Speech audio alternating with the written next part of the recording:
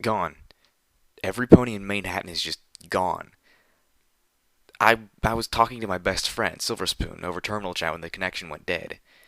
My my best friend is dead. Only she's not laying dead somewhere. 1 minute she was talking to me, telling me about the concert she went to last night at Hoofbeats, and then she was just gone. Erased. They they say the ponies in a few of the ministry's buildings might have survived, but that doesn't sound real. Shattered Hoof is more than 2 days drop from Manhattan, and some of the guards said they could hear the megaspell go off. It was unnatural and alien, not like a real sound. A few of the guards ventured up to the highest ridge, and they came back describing a huge pillar of perverted green fire with a strange rainbow sheen wrapped with rings of black smoke, lifting to the clouds from just over the horizon where Manhattan is supposed to be. Now they're saying Cloudsdale was hit too, and that Equestria's own megaspells would have already been cast back at the zebras. Oh no. Will would the zebras hit Ponyville? It's so small. They wouldn't, would they? I I've got to go warn Mom and Dad. Maybe they can get into the Sweet Apple Acres stable. Oh, please, please, please, please, please. It's got to be open still. Last week, Silver Spoon told me that Stapletech was filing ponies into the stables around Manhattan, but that was only some sort of test run. Nothing for ponies to panic about. It's not like they knew. I turned off the log. While it had played, several others had been downloaded into my Pip-Buck. I'd been finding bits of this pony's audio diary scattered all about the guardhouse. I had pulled an earbloom from my armored utility barding and turned it into my Pip-Buck, allowing me to listen to the recordings in one ear without giving away my position. Calamity returned from scouting ahead, signaling with his tail that the path was clear. Movement through Shattered Hoof was proving swifter than I felt we had any right to expect. Our progress was partially due to keeping our hoof prints as small as possible. No lining our saddlebags with items that could be missed. I made an exception for the contents of the lost and found safe, justifying the theft with the reminder that the safe had not been opened since before the megaspells, and so no pony here would be suspicious if it was empty so long as I closed it and locked it again.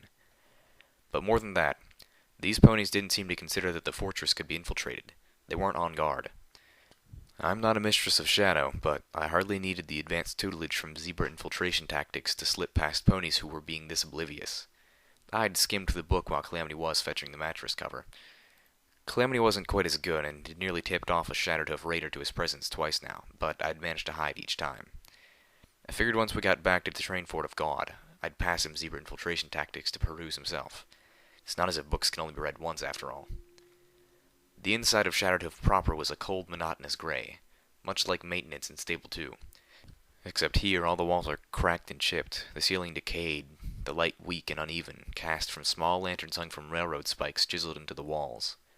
The darkening sky of clouds outside turned the high-set barred windows into dead eyes staring vacantly into the halls.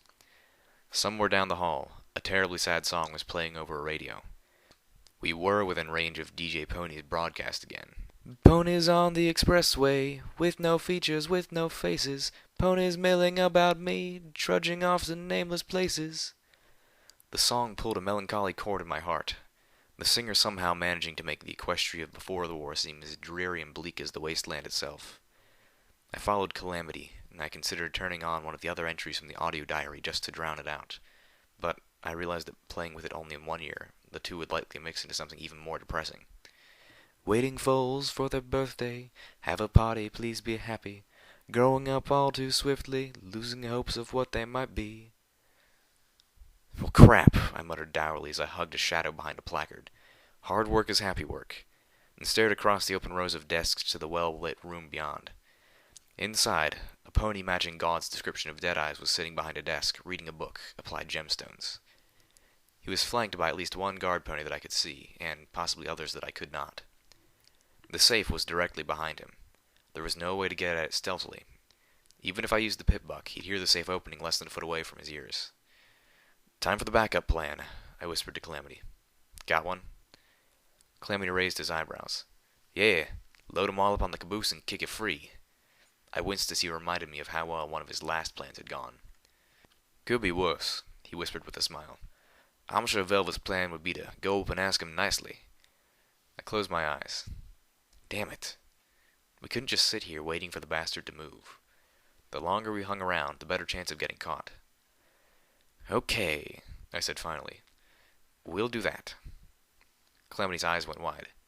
I was just joking, he hissed. Thankful to the hot mare statuette for returning some of my telekinetic magic, I carefully levitated my sniper rifle and assault carbine to Calamity. Take these, go back and hide in that side room with all the old flashlights, I instructed, recalling a room that looked like it hadn't been used for anything other than a few quickies in several months. I'll go up and say hello. And when they all shoot at you, then what's the plan? I'm winging this here, but if all else fails, I still have the stealth buck. That should get me out. If shooting starts, don't wait for me. Get safely back to Remedy. With an afterthought. Please. Calamity scowled and moved off, muttering something under his breath about the wisdom of winging it to non-Pegasus ponies. I started up another audio log, listening while I gave Calamity time to position himself safely away. The voice of the same mare leapt through my earbloom, sounding panicked. The communication web is down. I tried and tried to reach Mom and Dad, but I couldn't get through. At first it seemed like the web was flooded and my calls kept getting bounced. Then it just died away completely. We can't reach any of the Ministry of Morale hubs either. No pony was expecting the one in Manhattan to respond, but not even Canterlot? Zebras couldn't possibly have destroyed Canterlot. Could they? What happened to Princess Luna? Having heard of the Canterlot ruins, I knew the answer. I toggled to the next log. It started raining outside. It was bright and sunny less than an hour ago. I think the Pegasus ponies are mourning Cloudsdale. Most of the guards are gone now. They've left me with the codes to open the cells. Scoop said it was up to me. No pony else was going to risk their lives setting our guests free. Why me? I'm not the one who's supposed to be in charge. If I don't, these ponies will all starve to death in here. But if I do, some of them are really bad ponies. Some have even confessed to helping the zebras at Shattertooth Ridge when they tried to assassinate Princess Celestia. If I let them go, who knows what kind of harm they might do? What is worse, letting them die here, or inflicting them on a wounded, suffering Equestria? No, no, no! I'm just an inspector. I'm not supposed to make these kinds of decisions. Mom? Dad? Silverspoon? What should I do? I wasn't sure why I was listening to these logs now. Curiosity? Or maybe, in a way, I was paying my respects to the past by listening, by learning. Either way, it didn't matter. Time to go. How'd you get in here? Deadeye scowled, staring down at me.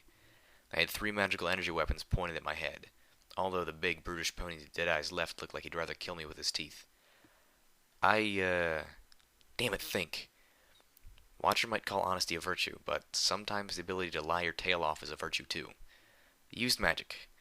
I am a unicorn after all. I felt a rush of relief. That had sounded plausible. Even I might have bought it if I didn't already know how much I suck at spells. Better question, why? Why? Why I came in here? No. Why are fillies different than colts? The slate-gray pony's voice dripped with sarcasm. What do you think? Stammering, I realized I should have thought my approach through a lot better. I wanted to... I glanced away, mentally searching for inspiration. My eyes fell on a framed news article, yellowed with age, which featured a faded picture of a pretty unicorn. Sweetie Belle performs patriotism concert at Shattered Hoof. My eyes snapped back to meet Deadeye's own. To join your crew. You're all escaped slaves, right? Well, I just escaped from old Appaloosa. I realized just after I said it that I was wearing armored stable barding and probably looked nothing like an escaped slave. Deadeyes was regarding me with a deep and well-deserved suspicion. If they started shooting, I was probably dead. Small and fast is helpful against long-range gunfire, but not so much against point-blank shots from weapons that will melt you into a puddle.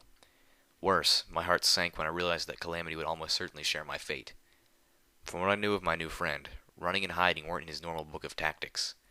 No matter what I told him to do, I suspected he'd choose to join in the firefight.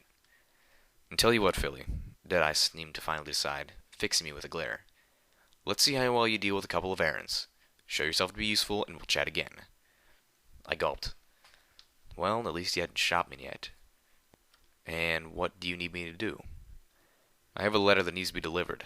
Not far, just to Yellow Hill Ridge, maybe an hour's trot.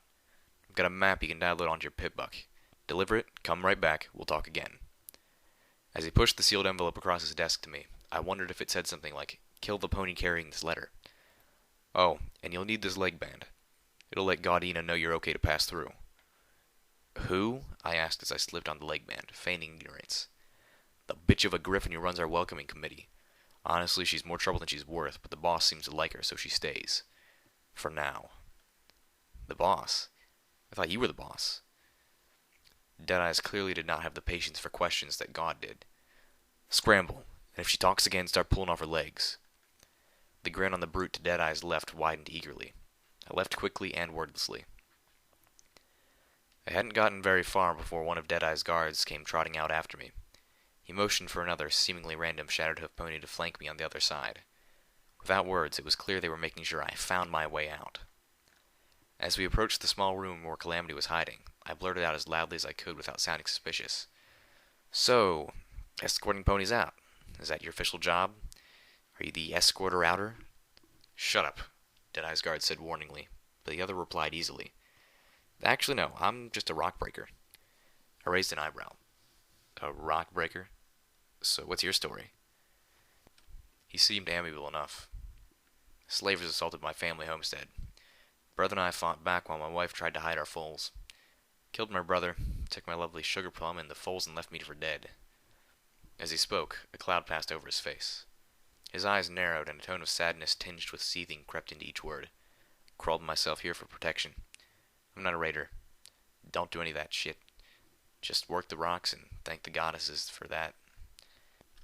And the fact that I'm not alone out in the wastes." I nodded solemnly. What else could I do? In the heavy quiet that followed, I could hear the radio playing from some nearby room. The music had stopped, and DJ Pony was reporting the news. "Been warning every pony for some time now to steer clear of Appaloosa. Well, looks like the stable dweller either didn't get that message or chose to ignore it.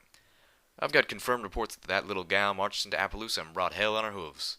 Freed over a dozen slaves, many of them foals. I'm happy to report that they're safe and sound. But there's a bitter note to this song. When a small army of slavers tried to take their captives back, our heroine in the wasteland sacrificed herself to make sure every pony got away safely. This song goes out to you, stable dweller. May Celestia and Luna wrap you in their tails." I stumbled, missing a step, my mind shocked by rapid realizations. The radio was talking about me. Again. The poor ponies I helped to freedom had made it safely, and I was dead. Well, according to the radio. Some pony must have assumed I had died in the train crash. Either that, or some pony who knew better lied. I wanted to stop, go back and hear the rest of it. To kick or shout at the radio to somehow make it repeat everything from the beginning. "Keep moving," Deadeye's guard barked as I fell momentarily behind. I trotted faster to pull myself back between them. Looking at the guard, I asked him this time. "And what's your story?" With a glare. "Won my place here in the annual stomp and annoying unicorn to death competition." Back to being quiet it was then. We were taking a slightly different and more direct path back to the yard than the one Calamity I had used.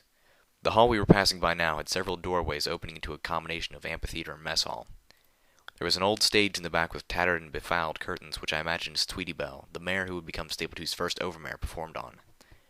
The room was crowded haphazardly with tables and benches, and several dozen raider ponies scarfing a pale stew, the odor of which was mixing unpleasantly with the stench of unbathed ponies and an under-scent of dry rot. I kicked on the next log in my pit buck to distract me. I wasn't fast enough. I should have known better. No wonder the rest of the staff fled so quickly. I should have known that Shattered Hoof would go into lockdown as soon as the mainframe realized we were cut off from the outside. Assisted jailbreak prevention protocols. By the time I made my decision and released the guests from their cells, we were already all trapped inside. I know how the weaker ones fare. I can only imagine what they'll do to me when they find a member of the staff that got locked in with them. I took the food from the guardhouse fridge and locked myself into this bathroom. I locked several other doors too. With luck, they'll think it's normal for this door to be locked as well. Because if they really try to break it down, I'm sure they can. I've got maybe 3 days worth of food, plenty of water, a little bit of medicine. I only hope it'll last me long enough for them to find a way out of Shattered Hoof. My only chance is if they leave before they realize I'm here. As we exited into the yard, the guard turned to me, pushing me up against the wall. "You want to know my story?" he growled. "I'll tell you. I was a merchant on a caravan that God's talents were supposed to be guarding. Saw them try to buck us over as slavers and saw her take them down. So how'd I get here? She flew me in. Just like we all know she flew you in. My ears tilted. I could feel the stone wall grinding against my backside. I used to be one of those ponies out there following God. But you don't become a good merchant if you can't read changes in the market. So I made my allegiances with Deadeye. The merchant turned guard informed me, his voice rumbling with warning. God's headed for the chopping block. And trust me, you don't want to be standing on the wrong side when the axe comes down. The two then turned from me, the other one chuckling. You go teleport out now. They left me in the rock yard, locking the door behind them. Looking around the yard, I realized that any structure designed to hold ponies prisoner would have wards to prevent unicorns from just teleporting out. It was a rare magical ability, but one they would anticipate. I moved over to where the mattress cover had been thrown and hid myself, clicking another audio log on as I waited for Calamity. The voice was soft, nearly drowned out by the sounds of heated argument in the background. Out of food. Made what I had stretch, I think. No real way to tell time in here, but I think it's been a week. At least 4 days. After the food was gone, I raided the garbage can. Smoked apple cores. They were brown, mushy, and tasted horrid. The guests outside are doing much worse. There was less than 2 days' food in the pantry room when we went into lockdown. Now they're starving. I can hear them outside, arguing about who they're going to eat first. Oh, no. They can't. That's just beyond horrific. The pony's voice was cut off by a muffled scream. The chaos in the background heightened, and I could clearly make out a pony shouting, Carve her up. No. Oh, no. Don't make me hear this. Celestia, Luna, please, I can't hear this. Night hugged us in its darkness as Calamity carried me towards Yellow Hill Ridge. And now why have we helping this dead-eyes fella again? Still trying to get a chance at that safe for God. Remember Velvet? Yep, he said dourly. We flew in silence a few more minutes before. Where's this place supposed to be again? I can't see a damn thing out here tonight. I had the location marked on my Pip-Buck's auto map, but I hesitated to lift my leg and look. Shifting myself around by being carried by a flying Pegasus seemed unwise. Instead, I brought up my eyes forward sparkle to check the compass. Nothing. Either I'd forgot to set the compass to keep track of Yellow Hill Ridge, or we were off course. Dagnabbit, overshot. Calamity banked, the cool night wind cutting through my coat and mane. The turn brought a number of flickering lights into view. Is this what we're looking for? It looks a whole mess of campus to me. I checked my EFS. Now I could see the marker. It was pulsing at the very edge of my compass. No, we're still off course. It's back that way. Calamity didn't turn. Hold on, Hush. I want to see what this is then. He swooped a little lower, aiming to fly past above the lights. As we neared, I too could make out a mass of tents, cook pots, and ponies. And as we drew closer, banners. Red and black, a stylized white eye with a crimson iris dominating the center. The ponies down there were armed, and there were a lot of them. I spotted 2 griffins amongst them, Talon mercenaries by their armor, but wearing neckbands of red and black with the distinctive eye. Clearly not God's talons. Different company. Towards the back of the camp, I spotted the rows of slaver wagons. Calamity beat his wings, grunting softly in pain as he pulled us higher into the darkness, hopefully before any of those below had taken a glance up. Well, ain't this a barrel of bad apples? Calamity, I whispered, not able to unhear that grunt. Your wing? I'm fine. Hush now. We continued to fly. I was now keeping a closer eye on my EFS compass. Yellow Hill Ridge was a quarter-mile back towards Shattertooth, with just enough hills between us to have ensured that we wouldn't have spotted the camp had we come straight to it. This time, I spotted the tiny speck of the waiting courier's lantern. I suggested to Calamity that we fly past and let me trot up alone, coming from the expected direction. Deadeyes clapped his hoofs together, reading me. I had mentioned nothing of the red-eye slaver army. Good work, he said finally. Go get yourself some rest. You look like a griffin's play toy. Come back tomorrow, I'll have one more job for you. Do that and you're in. With that, he waved me off. This time, to my surprise, no pony jumped to escort me. I was only a few yards down the hall when Deadeyes, accompanied by all of his guard, simply walked out of his office, leaving the door open behind them. They turned, moving off in a different direction. I stopped. The safe was unguarded. This was almost too easy. No, it was definitely too easy. I activated the stealth buck. The safe was tricky, but within my range of skill. It popped open with a snap. The only thing inside was a ledger. I slipped the ledger into my saddlebag and was just snapping the safe shut when Deadeyes and his entourage returned, looking around. If it hadn't been for the spell, they would have seen me. Deadeyes began to trot around the back of his desk from the right, his brutish bodyguard circling from the left, trapping me. It didn't matter that they couldn't see me. The slightest bump would let them know that I was here. As they drew close, I scrambled up onto the desk itself. The two other guards, one of them the ex-merchant, took their positions by the door. I turned on the desk, crouching and prepared to crawl down and out between them. One of them shut the door. Luna fucked me with the moon. I turned slowly. Deadeyes had stopped and was staring at his safe. "Think she took it?" the former merchant asked. My heart sank in my stomach. "Oh, I think our little spy did whatever Gaudina wants her to do." Deadeye smiled. "All the better. Let the griffin cook herself." He turned to his guards. "Best prepare the others. Red Eye's forces are set to raid Shattered Hoof at the sunrise after tomorrow. We want to make sure they have no trouble getting in. It's time to meet the big man himself." My mind reeled. Deadeyes was making deals with the slavers. He was going to let Red Eye's forces come in and capture the ponies he was supposed to be protecting here. The treachery mirrored the betrayal of God's talents, but on a much larger scale. Deadeye strode behind his desk and clapped his hooves down on it, forcing me to lift one of mine to avoid being touched. I could feel sweat break out across my forehead as I balanced silently. Deadeyes leaned forward to grab his copy of Applied Gemstones in his teeth. With a fright, I realized I was standing on it. I lifted my hind leg away, with just barely enough time. Now my balance was much more strenuous. My whole body was achy from sleep deprivation. I searched frantically for a place to put one of my raised hooves before I fell. The door banged open. I toppled it onto the floor with a thud as a pair of earth ponies burst in. Deadeyes jumped back, startled, his book dropping to the floor. Sorry to interrupt, but we've got an intruder." Deadeye stared at the two ponies. "Little unicorn girl about this high?" he asked casually, raising his hoof. "No, sir, this one's a Pegasus." "With the moon."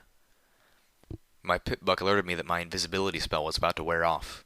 I didn't have a choice.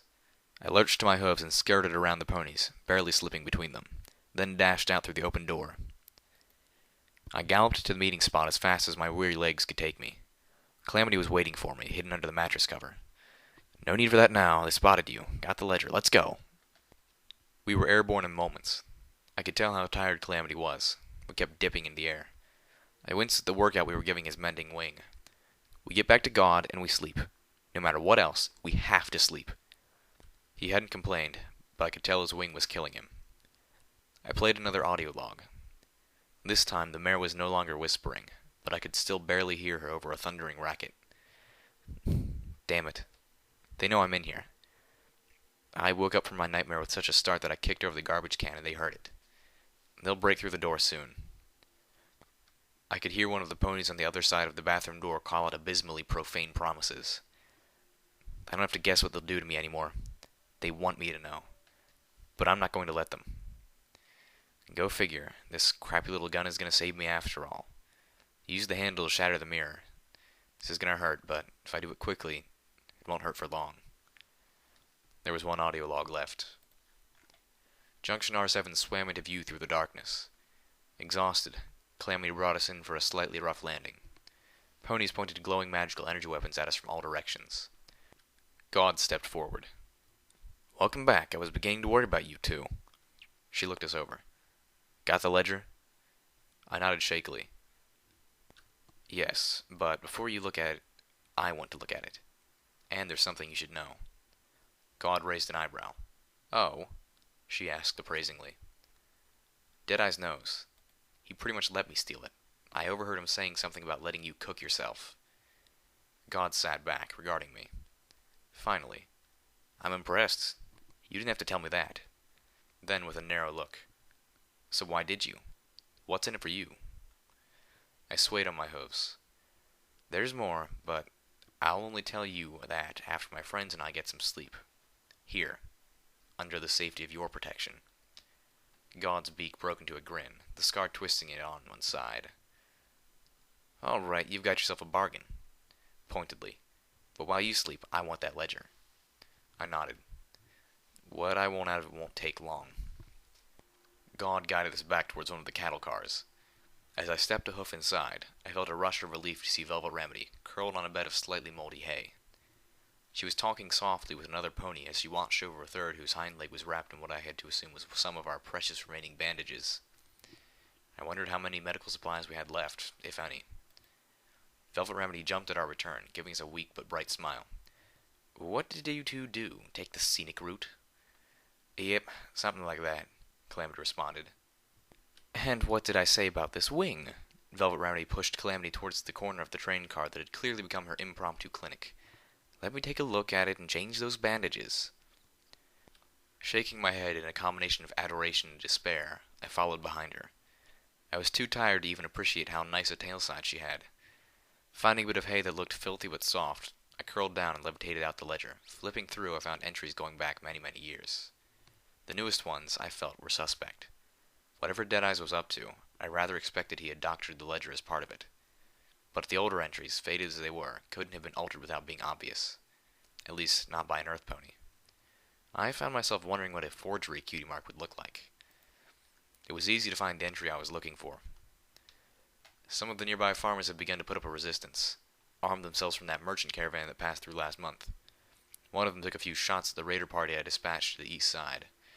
Mr. Topaz doesn't care, just wants the rocks to keep coming. So, I think it's time we reminded these rock farmers just why they'd have to do what we say. Tomorrow, I'm sending some of the boys up to the Bell farm to make it an example. Told them to make it real graphic so the rest of these ponies don't have any room to misinterpret. I slammed the book closed with far more telekinetic force than I thought I had left in me. The ledger went flying across the cattle car, bouncing off the far wall. Now I didn't want to sleep. Now I wanted to march back in there, stuff little Macintosh down Deadeye's throat and open fire. Instead, I got up and fetched the ledger, and walked out to have a talk with God. So, what now? God looked up from the ledger, gazing at me from across her desk. Now you get some sleep. Tomorrow, we chat a bit over breakfast. Then you're free to go. By then, all the border patrols and outposts will know I've said you're free to pass. You did the job. Verbal contract is still a contract, and I don't renege. God frowned slightly. Too bad, too. We could really use a skilled medic here. I let that sink in. Still, not really what I was looking for. How about you? What about me? I pointed the hoof at the ledger. What do you do now? God huffed, then drew herself up. Mr. Topaz contracted me to protect Shattered Hoof and its ponies from any threats. Ain't hard to argue that Deadeyes has become just such a threat. She jabbed the ledger with a talon.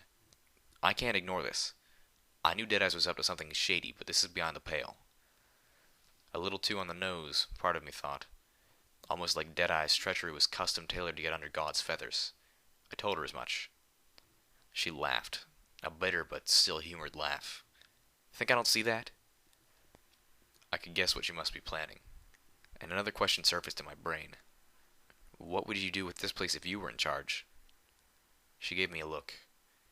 Shattered Hoof, I mean. What would you do? Slowly, evenly, she intoned. I'm not in charge.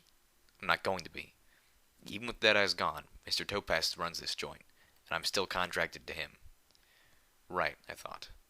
But what if you weren't? Velvet Remedy approached me as I returned to the cattle car. I was so tired, but my heart still fluttered a little at her approach. So, is this Griffin actually letting us go? I nodded. Velvet Remedy looked surprised more than relieved. We get to spend the night. We need sleep. I would insist. Calamity's done more damage with his wing with all that flying around. He needs time to heal. I winced painfully. Velvet Remedy switched topics with what my sleep-deprived mind insisted was a jarring abruptness. Lil Pip, I had the most interesting conversation while you and Calamity were out stealing. I sighed weakly. I wasn't really up for this. See that buck over there? She asked, pointing a hoof towards a dark shape that I assumed was a sleeping pony. His name's Preacher. I nodded, vaguely recalling God saying something about a preacher. He says he came here to spread the word of the goddess out from under the hoof of Red Eye. My ears perked.